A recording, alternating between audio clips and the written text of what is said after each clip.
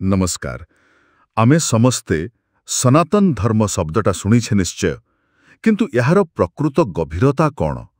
माने एटा कौन खाली गोटे पूजा पद्धति ना आउ किछि गोटे जीवंत दर्शन जहा हजार हजार वर्ष धरी चली आसीछि? हाँ, ए प्रश्नटा बहुत गुरुत्वपूर्ण। आज आमे सेई विषय रे ही कथा हेबा। सनातन शब्दर अर्थ ही हेउछि शाश्वत, जहार आरंभ नाही कि शेष नाही, अनादि अनंत। अच्छा।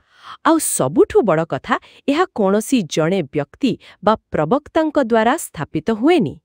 एहा हेउछि जुग जुग धरी आम ऋषिमुनि मानंकर ज्ञान, अनुभूति आउ गभीर चिंतनरु जन्म नेइथिबा एक गोटी विशाल ज्ञान परंपरा।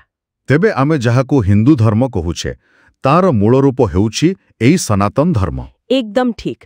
मूल नामटी हेउछि सनातन धर्म। तेबे आज आमे चेष्टा करिबा एहार किछि मुख्य दिगकु टिके बुझिबाकू, जेमिति कि एहार इतिहास, किछि मूल धारणा आउ आजि भी एहा केते प्रासंगिक।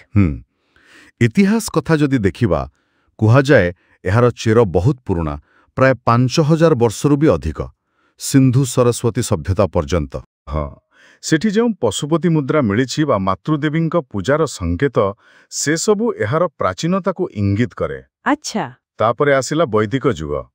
4 वेद ऋक्, यजुर, साम आउ अथर्व वेद संकलित हैला। हाँ, वेद विषय तो शुणिछु, किंतु जानंती एगुड़िक खाली पूजा मंत्र नुह। एथिरे ज्ञान, विज्ञान, दर्शन, समाजनीति एपरिकी आयुर्वेद परी स्वास्थ्य विज्ञानर कथा भी अछि। बा, एते सबु? हाँ, आउ जेमिति मु कहूतली, केही जणे एहार प्रतिष्ठाता नांती। एहा एक निरंतर बही चलिथिबा नदी परी, विकासशील उदार परंपरा, नुआ चिंताधारा को भी एहा स्वागत करे। अच्छा, एही दर्शन रे जीवनर लक्ष्य विषय कोन कहा जाए?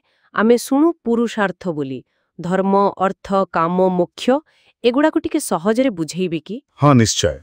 एगुड़िक हेउछि जीवन को एक संतुलित भावे बंचिबार 4टी स्तंभ बा लक्ष्य। प्रथमे हेला धर्म। धर्म माने केवल पूजा पाठ नुहे, एहार प्रकृत अर्थ बहुत व्यापक। निजर कर्तव्य पालन, नैतिकता, सठिक आचरण। ओहो, जेमिति जणे छात्रर धर्म पढ़िबा, डाक्तरर धर्म सेवा करिबा, एमिति। एकदम सेया। तापरे आसिला अर्थ। अर्थ माने संपत्ति, सांसारिक सफलता, किंतु धर्मर मार्गरे रही नैतिक भावे एहाकु अर्जन करिबा कथा। बुझिली। तृतीय हेला काम। एहार अर्थ हेउछि आमर स्वाभाविक इच्छा, आकांक्षा, आनंदर पूरण। यह शारीरिक होई पारे, कलात्मक होई पारे, भावनात्मक भी, किंतु यह भी धर्मर सीमा भितरे रहिबा उचित। अच्छा। आउ शेषरे मोक्ष। हाँ, मोक्ष यह हेउछि चरम लक्ष्य। सबु प्रकार बंधनरु मुक्ति, एपरिकी जन्म आउ मृत्युर चक्ररु मुक्ति पाई आत्मार प्रकृत स्वरूप को जानिबा बा आत्म साक्षात्कार। माने एही जीवन रे भी मोक्ष संभव? हाँ, यह जीवन मुक्ति अवस्था। मृत्यु परे नुहे, बंचित थिबा अवस्थारे भी एही स्थिति को अनुभव करा जाय पारे बोली कहा जाए। वाह, ये तो बहुत गभीर कथा। ताहले एही जो जान या मिले क्योंठू? क्यों ग्रंथ गुडी को मुख्य? देखंतु, ज्ञानर सागर तो एहा असीम। तेबे मूल आधार हेउछि वेद। एहाकु श्रुति कहा जाए, माने ऋषि माने एहाकु शुणिथिले बा साक्षात करिथिले। वेदरो जो दार्शनिक सार ताहा हेउछि उपनिषद बा वेदांत। एथिरे आत्मा, परमात्मा, सृष्टि रहस्य उपरे गहर विचार अछि। अच्छा। तापरे अछि पुराण। एथिरे कहानी माध्यमरे एही सबु जटिल तत्वकु बहुत सुंदर भावे बुझा जाइछि, साधारण लोकंक पाई। हाँ, पुराना कहानी तो आमे शुणिछु। आउ अछि 2टी महान महाकाव्य, रामायण आउ महाभारत। एथिरे आदर्श जीवन, धर्म अधर्मर संघर्ष, मानवीय संपर्कर चित्र देखिबाकु मिले। एवं भगवद गीता? हाँ, महाभारतर ही एक अंश हेउछि श्रीमद् भगवद गीता। एहा बोध हुए सबुठु लोकप्रिय। कर्म, ज्ञान, भक्ति ए सबुर समन्वय करी जीवनर प्रतिटी द्वंद्वर समाधान देबाकु चेष्टा करे। बाबरे, एते सबु ग्रंथ, एते विविधता, या भितर किछि मूल सिद्धांत बा मूल्यबोध अछि कि जहा सबुथिरे साधारण? हाँ, निश्चय अछि। କିଛି ମୂଳ ଧାରଣା ରହିଛି, ଯେମିତିକି କର୍ମ ସିଦ୍ଧାନ୍ତ। ଏହାର ମାନେ ନୁହେଁ ଯେ ସବୁ ଭାଗ୍ୟରେ ଅଛି, ବରଂ ଆମେ ଯେମିତି କର୍ମ କରିବା ସେମିତି ଫଳ ପାଇବା। ଏହା ଆମକୁ ଦାୟିତ୍ୱବାନ କରାଏ।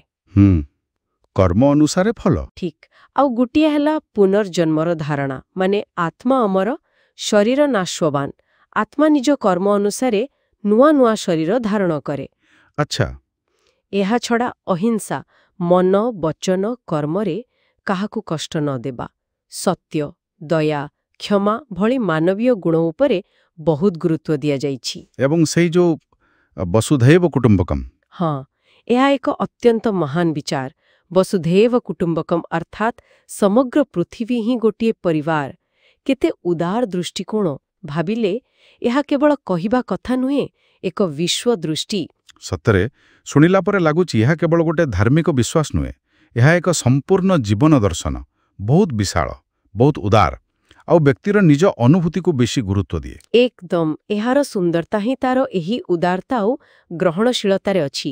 ଆଉ ଆପଣ ଦେଖିବେ, ଏହାର ଯେଉଁ ମୂଳ ତତ୍ତ୍ୱଗୁଡ଼ିକ, ଧର୍ମ ପାଳନ, ନିଜ କର୍ତ୍ତବ୍ୟ କରିବା, ଅହିଂସା, ସମସ୍ତଙ୍କୁ ନିଜ ପରିବାର ଭାବିବା, ଏସବୁ ଆଜିର ଯୁଗ ପାଇଁ କେତେ ପ୍ରାସଙ୍ଗିକ।